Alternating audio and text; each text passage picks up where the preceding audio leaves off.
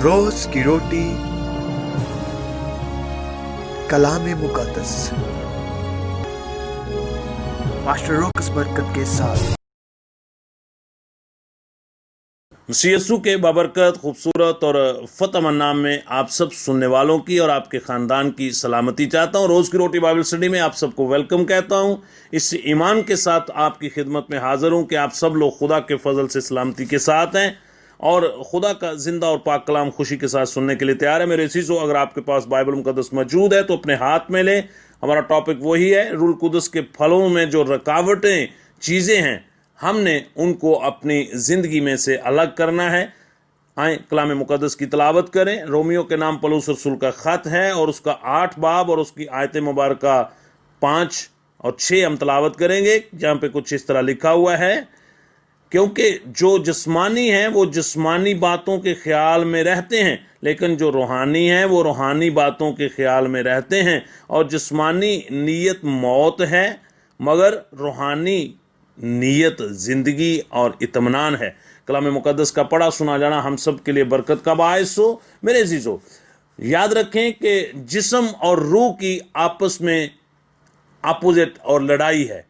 जिस्म चाहता है कि मेरी मर्जी के मुताबिक इंसान की बॉडी जो है वो काम करे, मगर रूल कुदस रूह जो है जिस्म के अंदर वो चाहता है कि वो रूहानी तौर पर खुदा के कलाम के मुताबिक ज़िंदगी बसर करे। सो आए हम आज जिस बात पर गौर करेंगे वो है गुस्सा।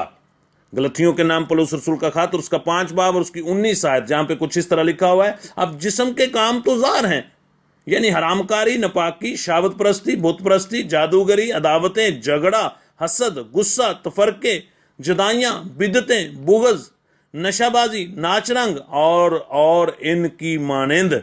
कलाम अक़दस का पढ़ा सुना जाना हम सब के लिए बरकत का बायस हो। मेरे अजीज़ों, आज जिस बात पर हम गौर करेंगे, हमने एक एक लफ्ज़ के ऊपर थोड़ी थोड़ी देर के लिए कलाम मुकद्दस में से सीखा है। लास्ट हमारा प्रोग्राम जो था उसमें हसद के बारे में सीखा, आज हम गुस्सा के बारे में सीखेंगे।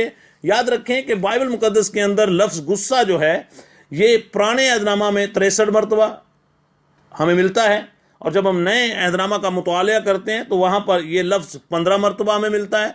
टोटल बाइबल मुकद्दस के अंदर ये लफ्ज़ 78 मरतबा हमें मिलता है। लेकिन याद रखें कि गुस्सा, इसको इब्रानी मतन के अंदर इसके लिए जो लफ्ज़ इस्तेमाल हुआ है वो है एनफ। एनफ जिसका मतलब है नाराज़गी, जिसका मतलब है खफगी, एंग्री होना। इसी तरह यूनानी ज़बान के अंदर इसी के लिए जो लफ्ज़ इस्तेमाल हुआ है वो है थियोमोस। थियोमोस जिसका मतलब है नाराज़गी और खुफगी की ऐसी हालत जिसमें किसी के मुंह से सख्त अल्फाज भी निकलते हैं, और वो सख्त अल्फाज अमली तौर पर समटाइम लड़ाई और झगड़े और तशद्दुद का बायस बनते हैं। इसके लिए एक और भी मीनिंग माने जाते हैं जो कि है बुआइल होना। हर इंसान को जब गुस्सा आता है तो वो ऐसे ही होता है जैसे पानी को बॉयल किया जा रहा है, उस तरह इंसान के एहसासात और जज्बात वो भी बॉयल हो रहे होते हैं, और इंसान अपने ज़ुबान पर काबू नहीं रख सकता, अपने हाथों पर काबू नहीं रख सकता जब उसको गुस्सा आता है, अपनी ज़ुबान पर काबू नहीं रख सकता। लेकिन बाइबल बताती है कि हमें गुस्से के ऊपर काबू पाने की ज़रूरत है, ताकि हमारे ख़ानदानों में झगड़ा, लड़ाई, मुआशरे में लड़ाई और झगड़ा पैदा ना हो।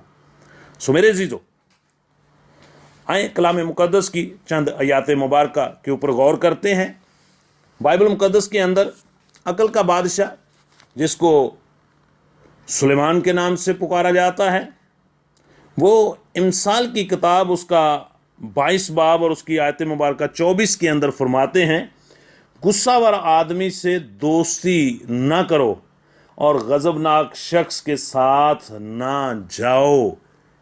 वो तो कहता है कि ऐसे शख्स के साथ दोस्ती रखना या उसके साथ तल्लुकात रखना भी मुनासिब नहीं है।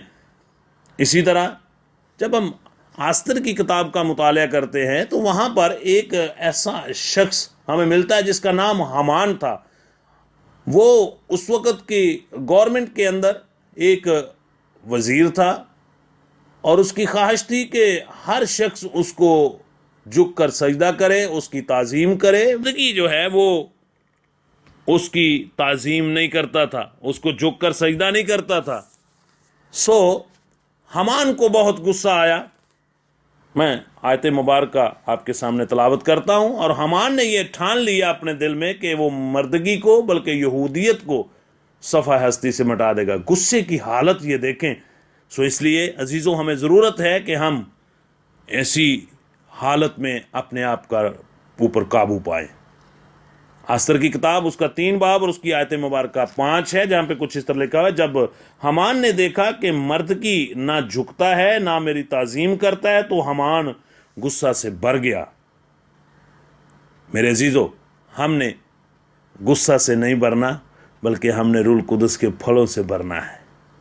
اسی طرح جب ہم پولس رسول کا ایک بیان افسس کی کلیسیا کے نام پڑھتے ہیں, افسس کی کلیسیا کو پولس رسول کا خط ہے اور اس کا 4 باب اور اس کی آیت مبارکہ 31 ہے, جہاں پہ کچھ اس طرح لکھا ہوا ہے, ہر طرح کی تلخ مزاجی اور کیر اور غصہ اور شور و گل اور بدگوئی ہر قسم کی بدخواہی سمیت تم سے دور کی جائے. یہ ساری چیزیں ہم نے اپنے جسم سے, اپنے مائنڈ میں سے, اپنے دل میں سے, اپنی زندگی میں سے ہم نے ان کو باہر نکالنا ہے تاکہ ہماری زندگی میں غصہ نہ ہو. غصے کی جگہ ہماری زندگی میں محبت ہونی چاہیے, جو روح القدس کا پہلا پھل ہے, جس سے لڑائی جھگڑے پیدا نہیں ہوتے. اسی طرح ایک اور آیت مبارکہ آپ کے سامنے تلاوت کرتا ہوں. افسیوں کے نام پولس رسول کا خط ہے اور اس کا 4 باب اور اس کی 26 آیت, جہاں پہ کچھ اس طرح لکھا ہوا ہے, غصہ تو کرو.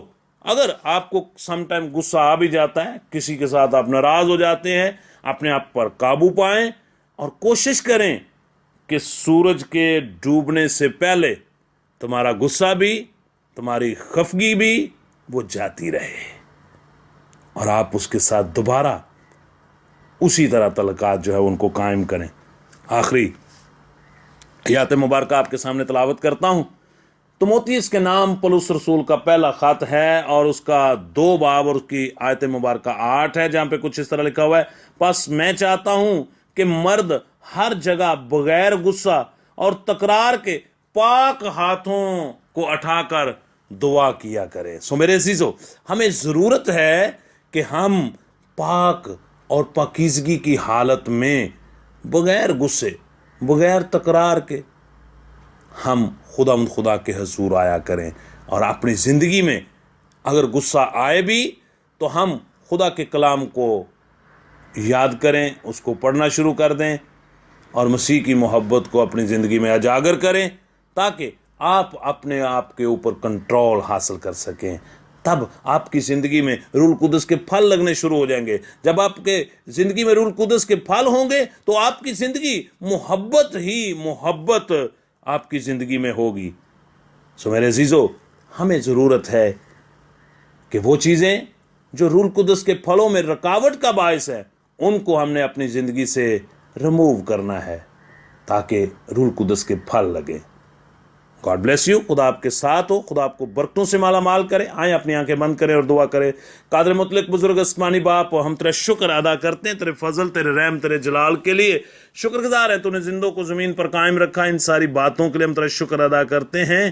اس ایمان کے ساتھ ہم تیرے حضور ہر روز آتے ہیں کہ تو ہمارا محکم قلعہ ہے, چھپنے کی چٹان ہے, تو ہمارا خالق ہے, تو ہمارا مالک ہے, تو ہمیں ہر صبح جگاتا ہے اور اپنے نام اور اپنے کلام کے وسیلہ سے بلیس کرتا ہے. اس وقت خدا ان جتنے سامعین نے تیرے کلام کی آواز کو سنا ہے ان سب کے لیے برکت کی دعا مانگتا ہوں, صحت و سلامتی کی دعا مانگتا ہوں. صبح سے شام تک ان کو اپنی پناہ میں رکھنا, اپنی حضوری میں رکھنا, اپنے فضل کے نیچے رکھنا, اپنے جلال کے نیچے رکھنا. خداوند تیرے بیٹے بیٹیاں جب اسکول, کالج, یونیورسٹی جائیں تو رستے میں ان کی رہبری اور رہنمائی کرنا. تعلیمی میدان میں ان کی خداوند تو رہبری اور رہنمائی کرنا اور ان کو سکسیسفل کرنا. اور اسی طرح جو بیٹے بیٹیاں اپنے کاروبار کے لیے جا رہے ہیں, اپنے خداوند کام کاج کے لیے جا رہے ہیں, اپنے بزنس کے لیے جا رہے ہیں, رستے میں ان کی بڑی رہبری اور رہنمائی کرنا. راستے میں کسی قسم کی کوئی پریشانی نہ ہو، یہ سلامتی کے ساتھ اپنے گھروں سے جائیں، سلامتی کے ساتھ اپنے خاندان میں واپس لوٹیں، اور سارا جلال تیرے بیٹے کے نام کو ملے۔ وہ خاندان خداوند جو ابھی تک بے اولاد ہیں، ان کو یسوع کے نام سے صاحب اولاد کرنا۔ مسیح ہمارے خداوند کے وسیلہ سے ہم نے مانگا اور پایا، اور خدا کے بیٹے بیٹیوں نے کہا اونچی آواز سے آمین آمین۔ God bless you, God bless you.